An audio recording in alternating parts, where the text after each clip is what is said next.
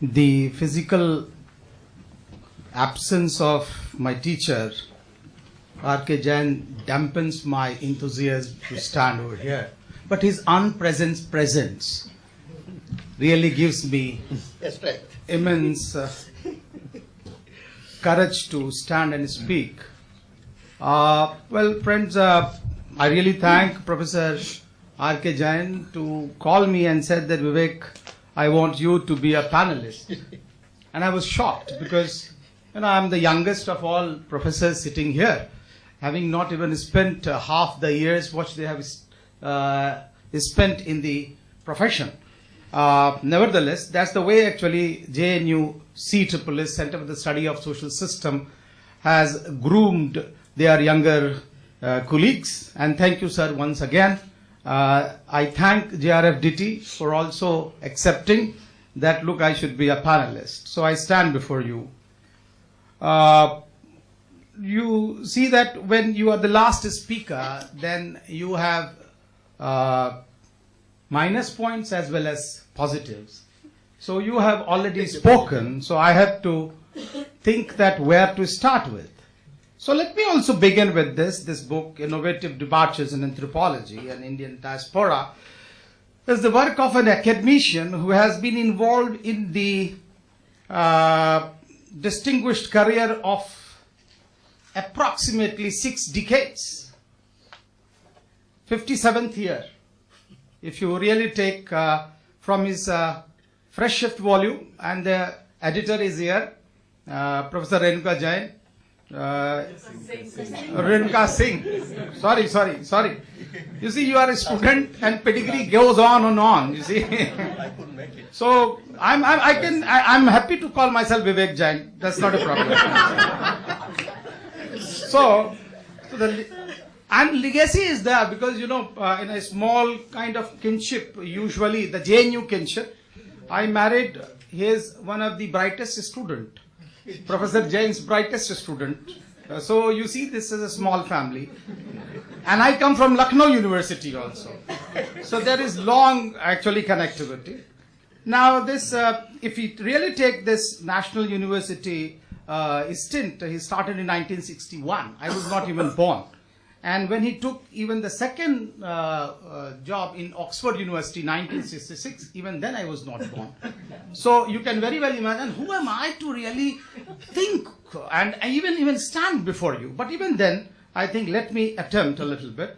He joined JNU 1975, 1st January 1975, and retired 2002 when I joined the Center for the Study of Social System. So I read a paper.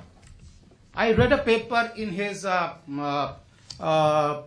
send-off seminar, and that was my initiation. Though I has never been a direct student, only a Klavya, and just got through that particular initiation, and that has also motivated me to carry on the legacy, the course which he taught, and I started teaching that, and that's what the introduction is. Coming to the book, in all, there are 169 pages of the book, including 18 pages of bibliography, not 22, 4.5 pages of index. That makes 22.5. So the text is 145 pages. And, there are 11 chapters in the book, 4 of them exclusively dedicated to anthropology. Horizon of Anthropology, Anthropology Yesterday and Today, Anthropology and Diaspora, a comparative perspective, and Anthropology and Diaspora, data and interpretation. So according to author himself, this volume brings together analytical insight from a modern social and cultural anthropology perspective in the process of globalization through diaspora in 21st century. However, this is done according to him, or Professor Jain. He traces the development of anthropological theory and method. That is one of the important things which I find. And he argues that, of course, the Enlightenment is the period from where we can really trace this tradition of methodology and method in the process of understanding the diaspora. Second thing, of course, the book is also a comparative perspective, and that's where the departure he's talking about. He answers that departure is that usually diaspora has been understood in India only in a descriptive manner. So it is for the first time he is attempting to a comparative perspective, and he compares not only the world diaspora, but also I call it, or I take from him, the diaspora that is old diaspora, the people who went from as an indentured laborer. So that is called as an old diaspora. The new diaspora, of course, is totally different, which started after 1947 when the India became, and they went to the first world countries, especially US, UK, Australia, Canada, and New Zealand. So these are the places where the book deals in a comparative perspective, both old diaspora and new diaspora.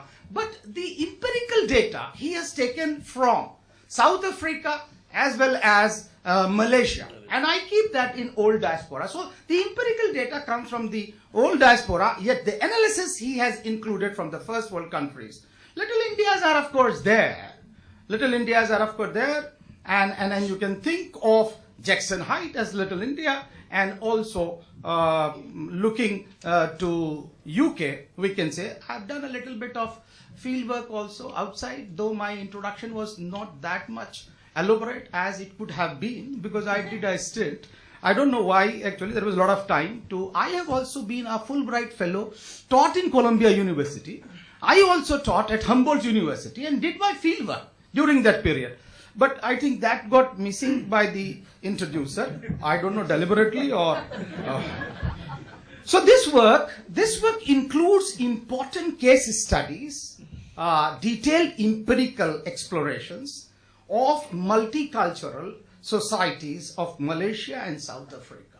This is what empirical data I was talking about. So long with the comparative perspective of the book is concerned, I think it is here that interdisciplinarity. And Professor Jain is very categorical. He says that it is not outgrowth. Interdisciplinarity is not outgrowth. This is underlined. I'm underlining that. Now, coming to the bibliography, I think Professor Sinha made a very, very profound statement that really bibliography tells you that what amount of contribution, intellectual interaction you have. And I was going through this bibliography, and I found that the first publication in bibliography dates back to 1906. That is W.H.R. Rivers' The Todas. And the latest was R.K. Jain's 1916 work. So it covers 110 years of work. 110 years of work. If you see Professor Jain's work, Contemporary Malaysian and Indians, a scenario of despair and hope. This is the last work which he has included in his bibliography. So I think that makes that anthropology of diaspora and anthropology itself has a long history. It is 110-year-old. What are we doing here? The third aspect, coming to the personal achievement, as far as publications are concerned, it is interesting to note that the present work marks the 50th year. That is the golden jubilee of his publication. From the bibliography, if I see, the first work he publishes in 1968, and this is 2018. So you can understand that it is already 50 years since he started writing. Now, as far as his academic credentials are concerned, there are 35 publications which he has listed in this particular volume. 35 books and journals. Both, I do not know, there may be many which he doesn't think are worth enough to be published here, but he has listed 35 books and articles in this. Fourth, who will benefit from this book? That's what Professor Jain asked, and according to author himself, this book is essential reading in contemporary anthropology. However, apart from those, at least people from 10 disciplines or areas will benefit. The first, scholars and researchers from the discipline of sociology. Second, cultural anthropology, scholars from diaspora and migration studies. Fourth, scholars and researchers from ethnic studies, cultural studies, international studies, foreign affairs, public policymakers, government departments, last but not the least, the government think tanks. That's what he professes. Government think tank. So, you also have a head about that. Now, let me come to, I can go on, but let me just give you a little bit about the book, because already Professor Sinha has already covered. But I will start. Pedagogically, the book is a rich compendium of definitions and conceptual explanations. For example, in one of the chapters, he explains the concept of community, culture, ethnicity. Now, these are works were understood when we started sociology or anthropology. But he explains there. Why? Because he thought that they need to be defined in contemporaneity. Because the meanings of the concepts change as the time change. And therefore, he tried to define again, methodologically and epistemologically. Professor Jain argues that nomothetic and idiographic studies cannot be preserved of any geographical region. And he was debating that usually it is said that nomothetic studies come from West. The Western people produce theories and Eastern people only talk about empirical realities. But he says that it is not. They should be understood in a complementary manner. So, idiographic and nomothetic cannot be preserved of one region or one country. Rather, they have to be understood in a dialogical manner. Defining anthropology, he has also given a very simple statement on anthropology. And therefore, for me, it's not a very dense book. It really gives me an insight. Small little concepts, small little methodological definitions which we used to wish away, that we don't want to understand what it is. I think it gives that. So, it really invites you to read such a scholarly text in such a lucid and simple manner.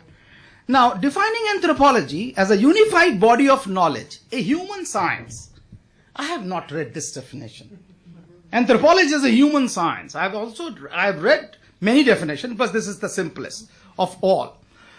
Jain questions the established notion in the academic circles that anthropology studies the other cultures. There's another colonial construction.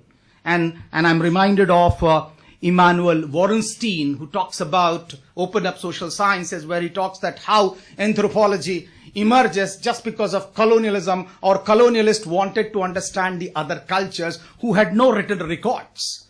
So, Professor Jain confirms this. According to him, because of processes of globalization and resultant socio-economic cultural processes, there is transformation in the objectives of anthropology. Because of globalization and emergent socio-economic processes, there is direct transformation in the objectives of the anthropology. The anthropology of diasporic studies, they study the self in the other and the other in the self. This is the euphemism I'm taking from him directly. They study self in the others. Now Indians have gone abroad. They are living in diaspora. So it is no more other cultures. You are going there to study your own. This is what is anthropology. And therefore, the barrier, the construction, the colonial construction stands deconstructed. What are the pillars of anthropology or anthropological method? According to him, this is done precisely because intersubjectivity and reflexivity are the twin pillars of anthropological method. I repeat again, intersubjectivity and reflexivity are the twin pillars of the anthropological method according to Professor Jain. Moreover, and I quote again, multidisciplinarity is not merely an outgrowth. Multidisciplinarity is not merely an outgrowth, but a foundational aspect of their vocation. So, an anthropologist has to be multidisciplinary.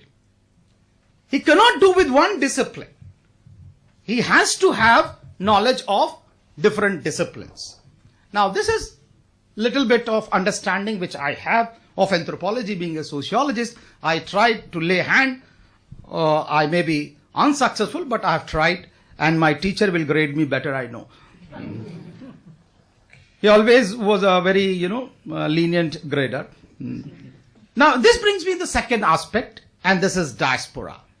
As far as meaning of diaspora is concerned, the book engages with and problematizes the concept both.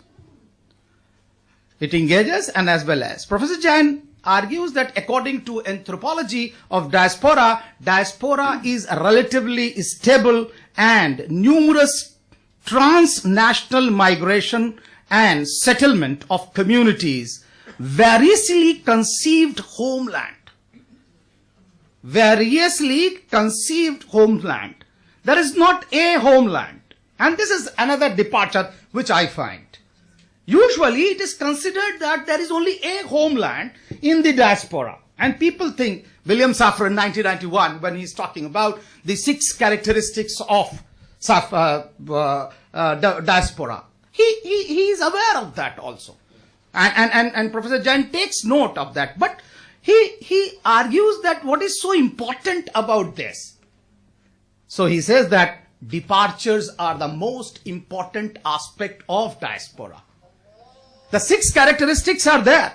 William Safran talks about dispersal from the original homeland, vision of the homeland, myth of the homeland, the idealized wish to return homeland, and then also he desired commitment towards the homeland. Fine. But Professor Jain is very correctly talking about that departures is the certainty. Because destination can be changing. Because there is not a type of departures. There are multiple departures. And there are double and triple diaspora, as they say. This is not only a diaspora. People have gone from India to Uganda, from Uganda to England, England to Canada. So there are different departures. So if you really take departures, then there is a question of nationality. And that's where he talks of methodological nationality. He takes that, look, what is nationality? Is it a stationary definition? If there is a stationary definition, can diasporic communities be encompassed in that stationary definition?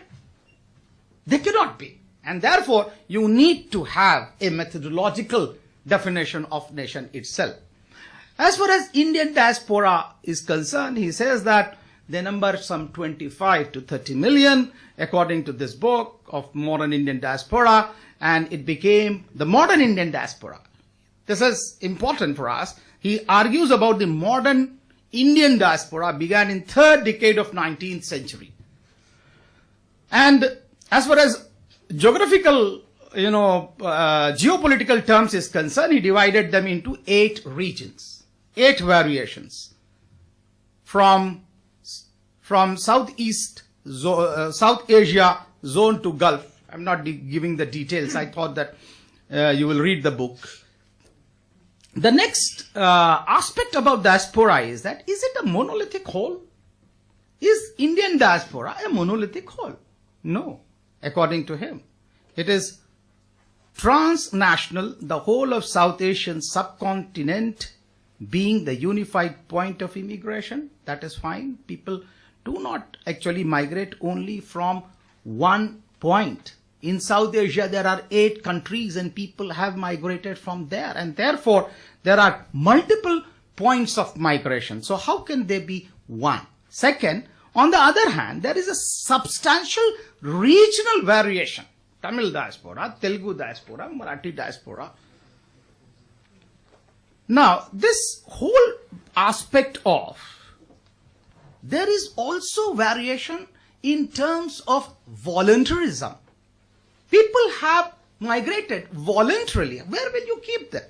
Are you keeping them?